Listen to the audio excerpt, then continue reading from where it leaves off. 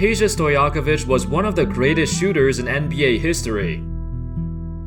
From all areas of the floor, he was a sniper, incredibly accurate with a smooth, quick release on his jump shots. He was up there with Ray Allen when it came to shooting.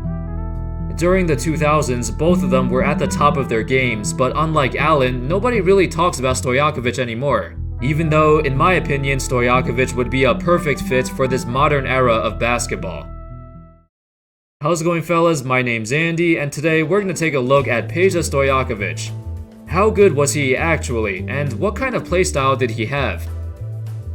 Peja was drafted in the legendary 1996 NBA draft, selected right between Kobe Bryant and Steve Nash. But unlike the other stars from that class, Peja did not play in the NBA until 2 years later. In those 2 years, he was still playing basketball overseas in Greece. In 1997 and 1998, Peja was an all-star in the Greek League and also won MVP in 1998. Fun fact, in the 1998 season in Greece, Peja's team would play Panatoliko in the finals. Coincidentally, in that series, a 20-year-old Peja would play against his future coach, Byron Scott. At that time, Byron Scott's NBA career just ended and he spent his last year playing professional basketball in Greece. Unfortunately for Peja, he would lose the series. However, shortly after the loss, he announced that he was coming over to the NBA. In his first couple seasons, he was mainly coming off the bench as a backup small forward to Corliss Williamson, but even at a very young age, he showed flashes of star potential. Early on, he was primarily a jump shooter who stood at the three-point line and waiting for the ball to come to him. Occasionally, he would pull out some moves off the dribble and some cool passes that came out of nowhere. Eventually, after Corliss Williamson was traded in the summer of 2000, Stojakovic became the full-time starter. The 2000 to 2001 season would be his first full season as a starter, and he instantly proved that he was a star. He averaged over 20 points a game and hit 40% of his threes. Over the next few years, he would continue to improve in every aspect of the game: his shooting, his defense, his passing, and his ability to finish at the rim, which was surprisingly a very strong part of his game. For his career, he shot 67% at the rim between 0 and 3 feet. Back then, that was a great percentage for a small forward, especially for a guy like Peja, who's not exactly a super athlete. Peja's success over the next few years resulted in 3 straight All-Star selections, 1 All-NBA third-team selection, and he won the three-point shootout twice, in 2002 and 2003.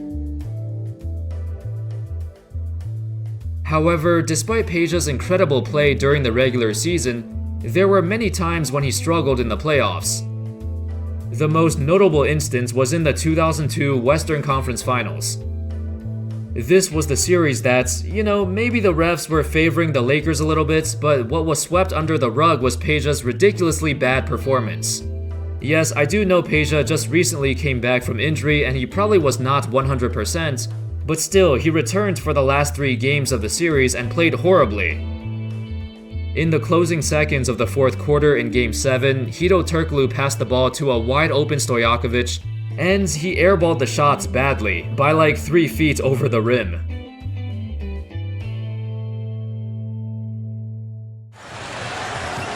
Here's Turkoglu giving it up. Stojakovic for 3. Airball.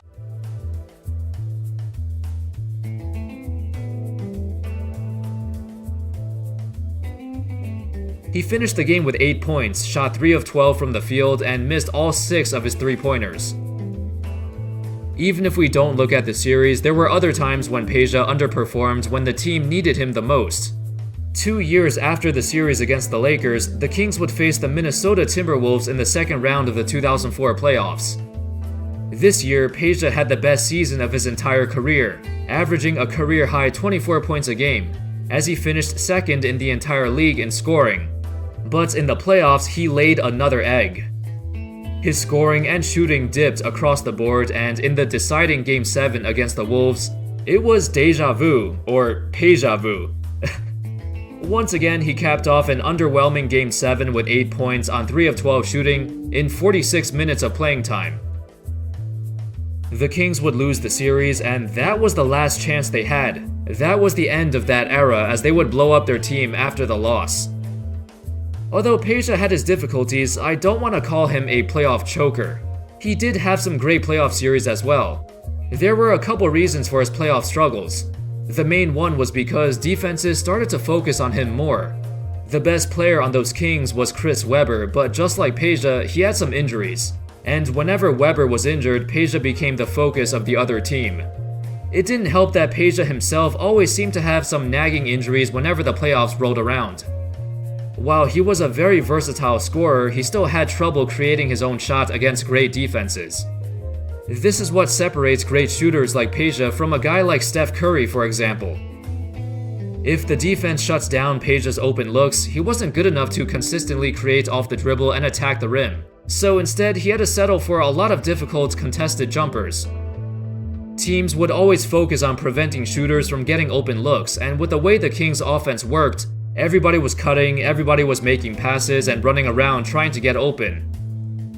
But this type of ball movement does not work well in the playoffs because the game slows down and it becomes a half-court game. This kinda exposed Stojakovic since a large part of his offensive game was because of the Kings' ball movement. Anyway, as the years passed by, Stojakovic would be traded a couple of times. He would spend 4 years in New Orleans playing alongside a young Chris Paul and David West. Unfortunately, this was when his injuries really started to pile up. He missed most of the 2006-07 season because of back problems, and eventually he had to get back surgery to fix the issue. You guys know what happens when people have back problems. Unlike a broken leg or a broken hand, back problems never go away. And it was clear that Stojakovic could no longer maintain his all-star level play. But despite the injuries, he was still a solid role player in New Orleans. Occasionally, he would show flashes of his former self. One time, he even scored 20 straight points for his team. Off the dribble, Okafor just left him free. Does he not know that Peja's now 5 for 5? An assist and a rebound. As Stojakovic keeps scoring every Hornet point.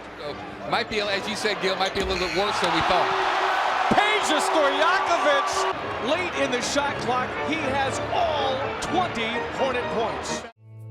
His time in New Orleans had its highs and lows, and the injuries were the lowest points of his career. Overall, those Hornets teams had other injuries that prevented them from reaching their full potential. On paper, those teams actually looked amazing.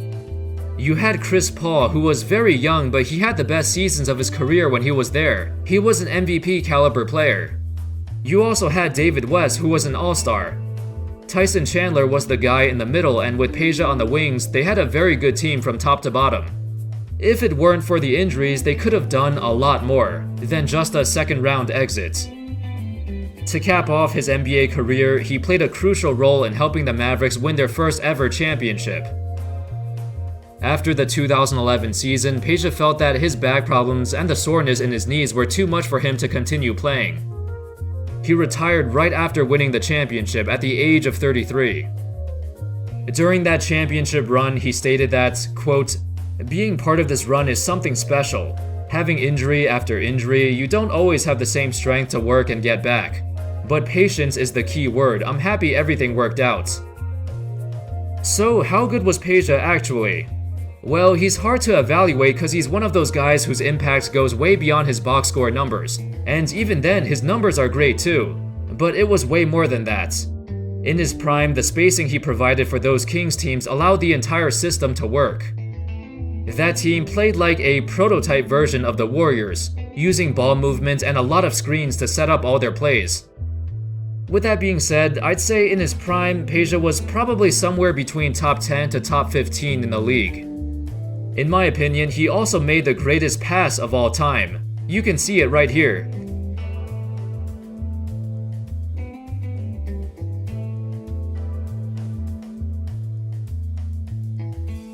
Even though he averaged fewer than 2 assists per game, he was a much better passer than those numbers indicate. It's just that his role on his team was to shoot and score, not pass. Additionally, Peja had a drastic impact on the transformation of the NBA. As one of the most efficient scorers in his prime, he and the Kings in general had a major impact on the current day offenses. In fact, in today's game, at 6'9", 230 pounds, Peja could easily play power forward and he would be a matchup nightmare. Up until this day, he's still the greatest NBA player to ever come out of Yugoslavia. Nobody can challenge him for that title. And that's because, well, Yugoslavia does not exist anymore. Anyway, that's all folks. That sums up the story of Peja Stojakovic, one of the greatest European players of all time. Let me know your thoughts on Peja. What would be the best comparison for him? Let me know in the comments. Thank you all so much for watching, and as always, I'll see you next time. Peace.